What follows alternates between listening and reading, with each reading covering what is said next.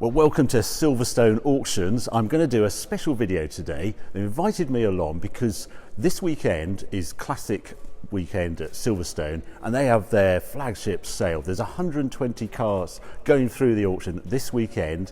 It's the 21st, 22nd of July. This is Wednesday, so this is setup day, and I've picked out of the 120 cars my 10 favourite cars, and we're going to go outside and I'll go through each one in turn and show you why I think you probably should be bidding on it. Well, I had to bring this one out. This is a 1975 Range Rover Classic. What makes it particularly special, it was first delivered to the royal household. This is a Royal Range Rover, and it was found a few years ago and then has been beautifully restored. And I think once they found out it was a royal car, they really spent some money on it, well over 60,000. And it is utterly pin from front to the back, everything original. They always used to have the full-size sunroof as well on their cars. Lincoln green, this colour, really suits Range Rover really nicely. This one has a bit of carpet inside, so it's slightly posher than the super original Suffix A ones, and it would be my choice. It's got a radio in it, etc. Owner did the restoration, drove it to Tuscany and back, and has put it in the sale.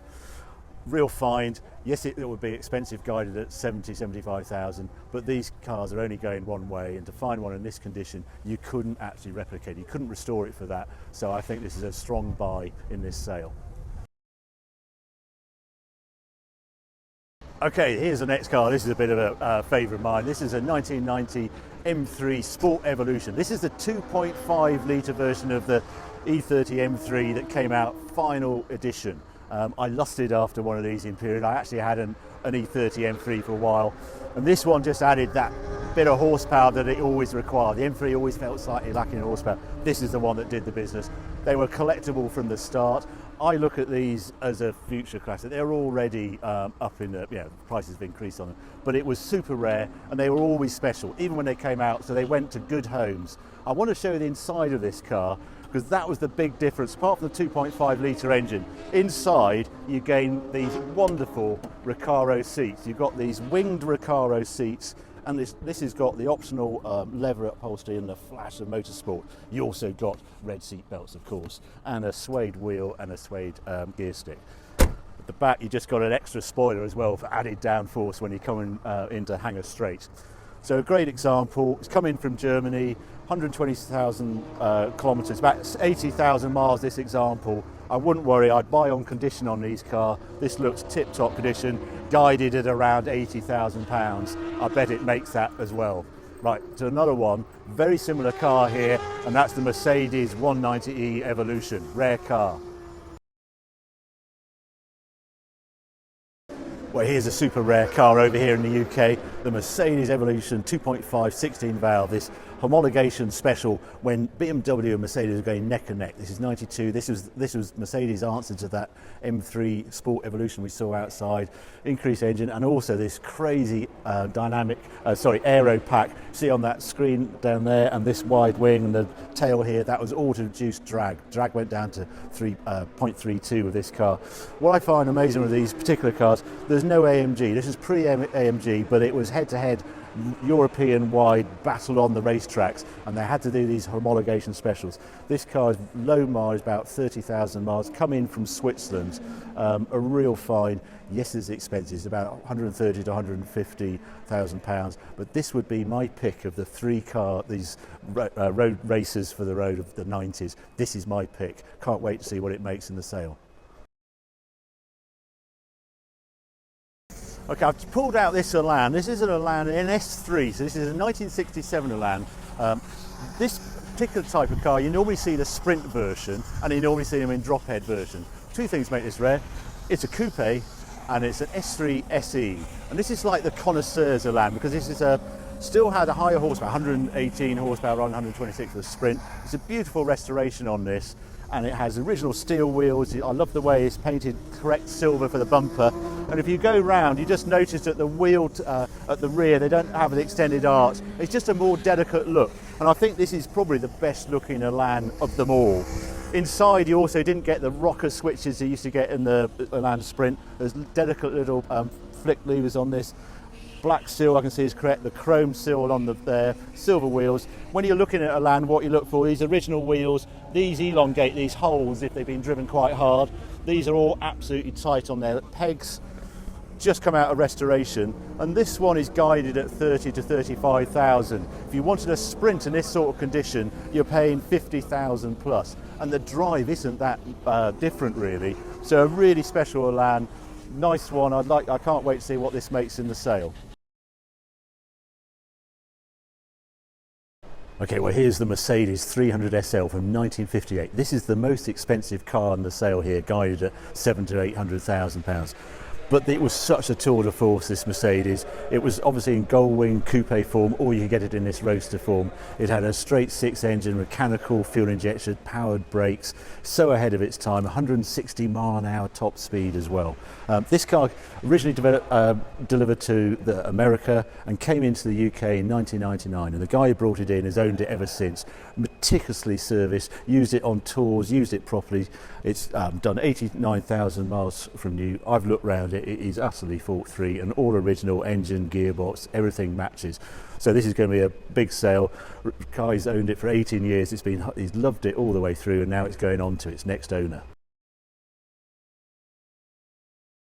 Right, this one caught my eye. This is the BMW 2002 Turbo.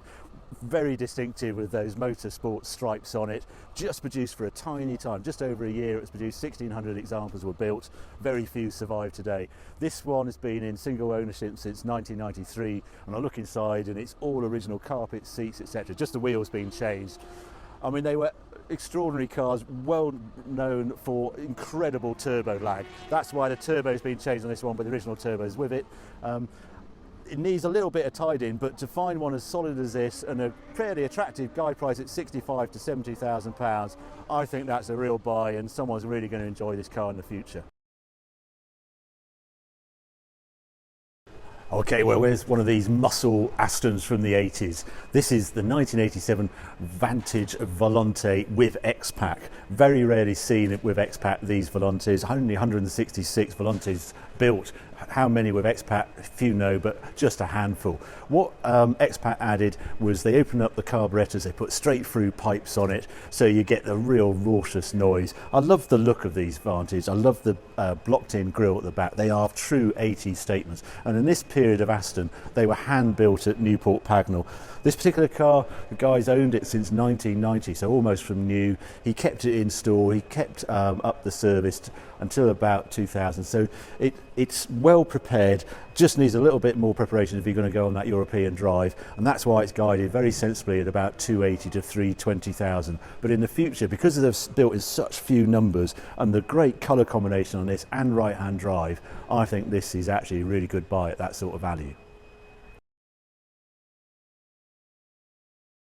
Had to pick this one out. This is one of my favourite Porsche turbos. This is the 964, but the 3.6 litre version. This came out right at the end of production, and the power went up to 360 horsepower.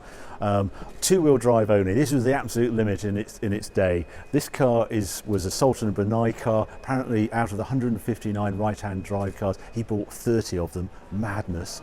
But that was the 80s for you. Well, 93.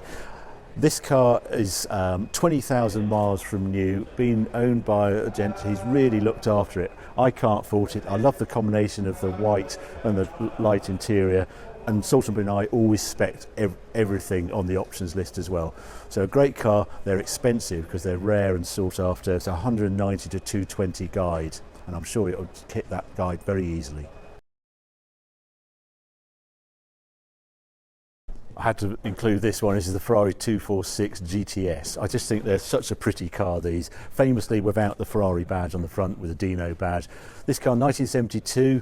GTS means it's got the Targa top that's removable.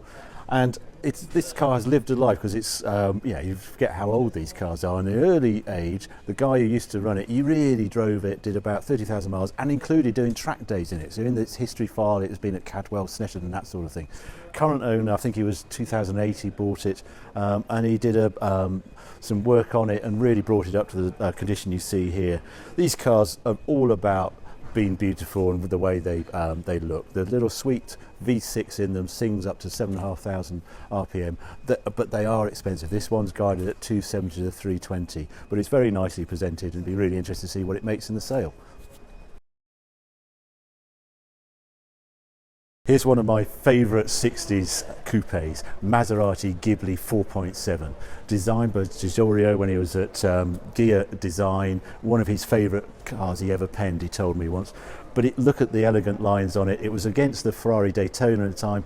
This version has a 4.7, as I say, 306 horsepower V8 engine.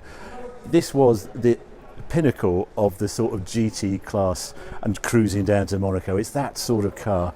And this particular example is only 9,500 miles from new, they tell me, and unusually with an automatic gearbox. I've not seen one of these with an automatic gearbox, but it's all gone through Bill McGrath. It's had a body back to metal respray, and it looks like a retrim in it, beautifully presented and guided at 170 to 190,000. That makes it about a third of a price of a Daytona. So I think these are still on the rise. They've got a way to go, and this is a very nice example.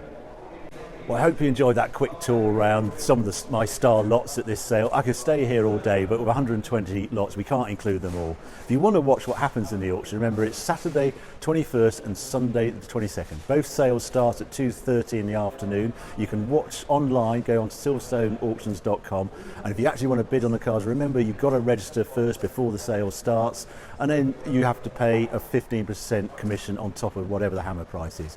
It's going to be a great sale. It's always a great theatre being at an auction. I love them because you see these cars that have been in these private owners going on, changing into a new owner. Great theatre, great to watch. Hope you enjoyed this video. We'll be doing more in the future.